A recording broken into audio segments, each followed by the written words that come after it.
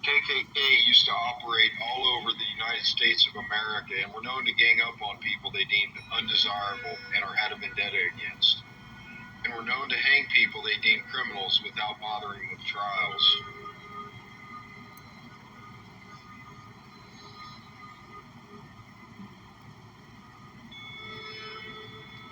In the 1920s and 1930s, many people in the KKK were in the church and were targeting undesirable people in their communities and were making examples of people. And like today, gang stalkers, community stalkers, citizen stalkers, vigilante stalkers, cause stalkers are operating in the church. Murders done by the KKK were simply accepted at face value by the community back then as justifiable, and no one sought the arrest of those members. So the KKK in the 1920s had the support of the general community. In 2017, gang stalkers have the support of the general community.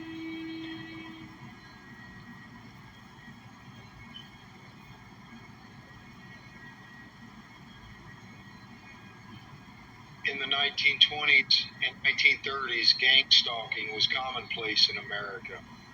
There is a lot of evidence of gang stalking and records of gangs killing people off, but there is virtually no evidence back then of individuals complaining they're being targeted. The reason for that is because no one would take their complaint. Law enforcement covered up any and all complaints individuals had of gang stalking and did not care if individuals were targeted.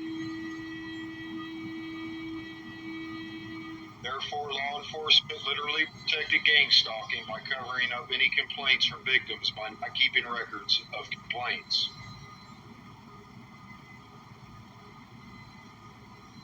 If someone was being targeted by the KKK in the 1920s and 1930s, then there was no one that the victim could turn to that cared. News media back then was just as bad as the law enforcement and never tried to identify who the hooded killers are, and even would photograph the hung victims for the newspaper as a way of making an example out of the victim. The following were excerpts by Terry Waggar. There is a history to gang stalking in America and around the world.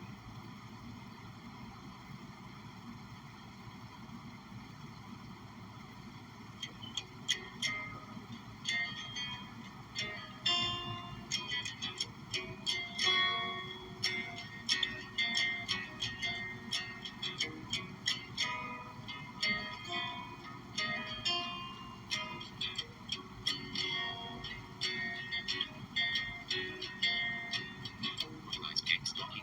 What you need to know.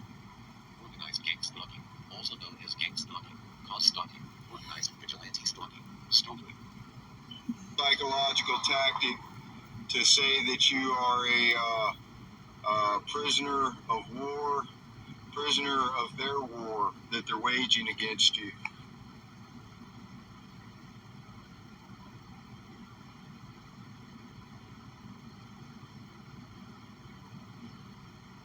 Or organized repair work that involves a high level of noise.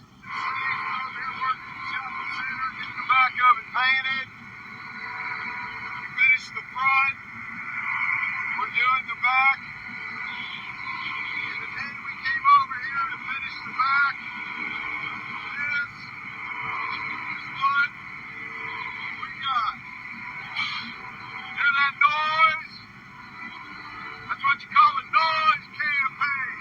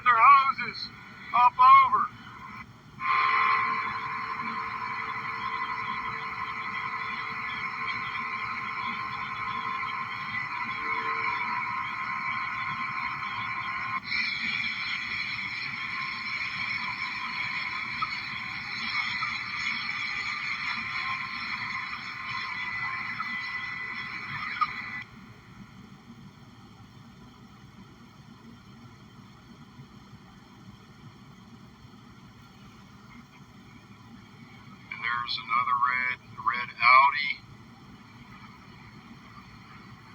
Some cars come from the manufacturer where the fog lights stay on, you know, all the time. But you notice that many of these cars, headlights and fog lights are on. And up ahead, look, 1, 2 cars coming our way with the headlights on, not fog lights, headlights.